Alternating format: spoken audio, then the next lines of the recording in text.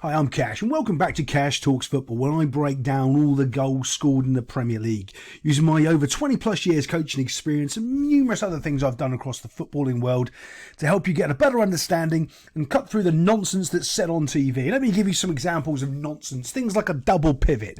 You've only got one football. It's like having one piece of wood. You can't have two nails in the piece of wood. It doesn't pivot. So when they call about double pivots, you know they're idiots and don't listen to them. One of the main other things that you hear people say, and they're just lack of understanding, who's leaning backwards. Leaning backwards, striking the ball is a symptom. It's a symptom of doing something else wrong. Yet you'll never hear those other professionals, alleged professionals, talking about the real problem. They only talk about the symptoms because they don't actually know anything about football. So let's break down some things right now. We're talking about the Chelsea and Sheffield United. Sheffield United getting a point. It's funny though, I just had a feeling Chelsea were going to lose this game after such a great game when they ended up coming back and beating United 4-3. It's just full Chelsea this season to drop points against Sheffield United. Oh, and if you see some of this sort of graphics and things that I put in on, that's just to get away from the AI copyright because I've been hit so hard on this channel. It's amazing I'm still going. Right now we're going to talk about lack of marking in the box. We've got Thiago Silva coming in here into this space here. He gets a free and easy goal just because somebody forgets to do their job. Other things though I do like they've got a guy on the D here. He's up on the D doing his job properly. Like that, well done, well done. We've got another player there, so at least they're doing that pretty well. But to have Thiago Silva unmarked is just unacceptable. As you can see, as the ball's coming in, I don't know if you can see it because it's blurry as hell. He's completely unmarked. He gets an easy dush, knock into the far corner, and he's amazed. Now here's the other end. He's like amazed because nobody's marking him. And here's the thing: he could have been one marking him, and it's closest to him in his space here because there's clearly someone doing a 1v1 marking job there. He might have been 2v1, but he might have been trying to double up on him. But that area of space there, one of these guys should have been picking it up. Someone should have been doing, clearly didn't do their job properly and gave Thiago Silva an easy goal. When you were coaching or you were trying to defend corners, one of the hard things is, okay, when you're playing zone, and everyone gets that wrong as well because they don't understand how the zonal system's played and all that other nonsense as well. Marking the players is just the easiest thing to do a lot of the time. It really is. So if you're on a lower level team or you're trying to coach, just mark players, give people roles and responsibilities. And sometimes it's as easy as go and find someone that's the same height as you. Oh, okay. And that makes it a little bit easier for players to sort of understand. Because quite frankly, if you haven't already coached the team for a long time, or you haven't been playing in a team for a long time, and everyone already got their roles and responsibilities on set pieces, it's sometimes just easier to go, hey, is he the same size as you? Go mark that guy, because that makes everything a little bit easier. And that means you don't let unmarked players like this just happen, which they did. Let's go on to the next goal and see what we can see. A couple little points we're going to make here. When this ball's played in, you can see there's two Chelsea players going for one Sheffield United player, and it goes back to the thing I say over and over again. You can only one of you needs to be there to win the football, because basically two of you end up getting each other's way. No one ends up doing anything, and the player with the ball ends up just keeping it really, really easy and knocking it. In this case, the knockback is from the Chelsea player, but it's still the point. It's like, well, you haven't won the ball. Flicking the ball away from the person's possession and giving it straight back to the other team isn't winning the ball, because the other team still has possession of the football. Now, I do like what this little wee man here does on the ball. It's very, very good. There's pressure coming out here, which we'll show in a second. But here's the run coming in, and he doesn't play this ball first time here. He waits. He uses a little bit of skill. Let's just move this forward a little bit. Bomb. He cuts back in a little bit and takes this player completely and utterly out of the game, which is shocking. Look at his body shape. He is facing the crowd. He is facing the crowd, and there's the football. Guess what's wrong? All of these people are facing the crowd. He is okay because he can see the ball and he can see that area there. Tick for you, mate. Well done. 1 out of a bazillion players gets it right. Now, what this guy does as well, he finds a little corridor of space right between these guys for this run here. Brilliant pass. I was so impressed when he found this. When this pass is being made, though, and as it's being played, you can see everyone's body shape is slightly changed. They're looking a little bit more at the ball, but here's the problem. I always talk about it, you get a go, I get a go, you get a go, I get a go in football.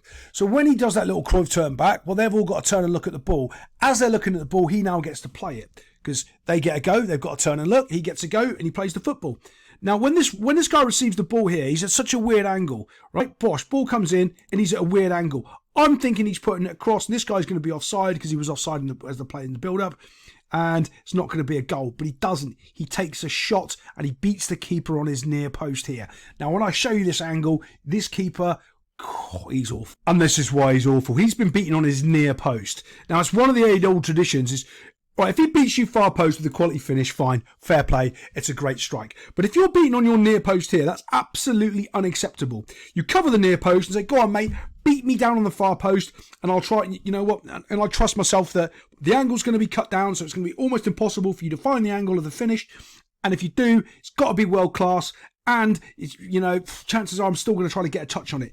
This goalkeeper has done what I call AI goalkeeping. He automatically thinks that the guy's going to go, you know, far post against him, forgets about the near post, so he goes and gambles, goes far post, doesn't even think that the guy's going to go near post, and he lets an easy goal go in. This is why you do the basics and you cover your bases. You do the right thing and go, oh, mate, if you're going to score, you've got to score a worldie. He doesn't need to score a worldie. He just passes it into the front post and gets himself a goal. Pathetic. Let's get on to the next goal. Okay, here we are. This is just terrible 1v1 defending, right? Driven into the box. His body shape is wrong because he's facing this way. He's facing this way. This guy here, needs to be turned facing the ball and the player right now. He's not, and you're going to see what happens when he makes a mistake with his body shape in a second. But right now, this guy needs to try to turn his body shape as well. He's trying to show him down the line, right? But he can't show him down the line.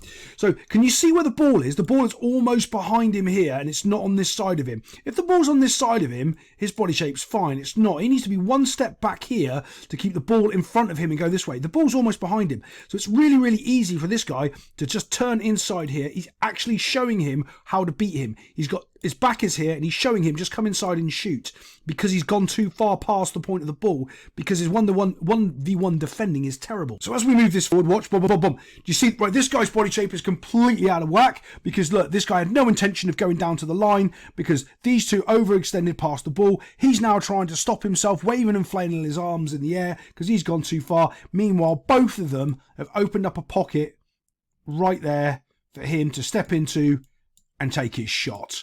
All about body shape, all about positioning, just really not focusing on the football and more worried about, I don't know, other stupid things because it makes an easy finish, bosh, and it goes into the net box. Let's get on to the next goal. There's a couple of key build-ups to this goal, and I want to show you this one first by here. We've got 1, 2, 3 Chelsea players all sprinting to try to win the ball and just leaving players completely free on the edge of the 18-yard box. Watch off, they go, coming in and opening up this here, so it's an easy time to whap a ball in because they're over-pressuring for the ball. They're not really in a proper defensive shape. These guys are, but look, what they've ended up doing is leaving this whole area here completely and utterly exposed.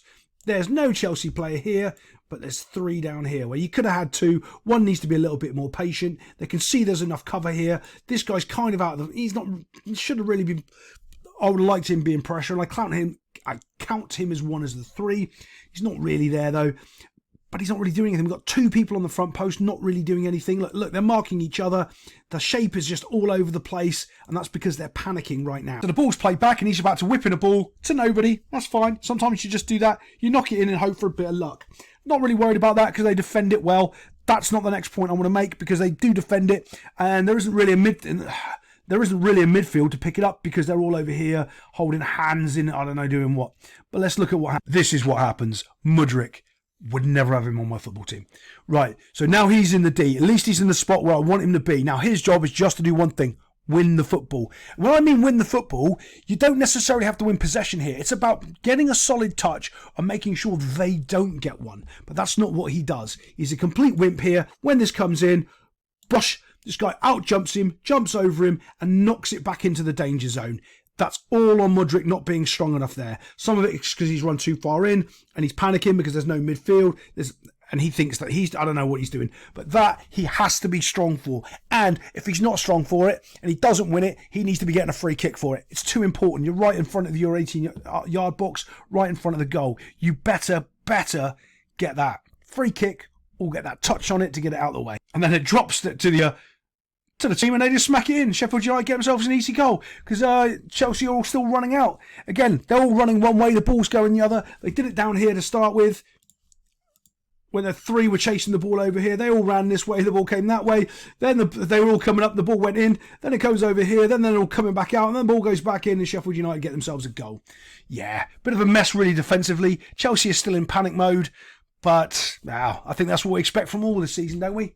Other than that, I don't like asking people to subscribe. If you do, you do. If you don't, you don't. But if you're still around, give us a like and subscribe. I'll see you next time on Cash Talks Football.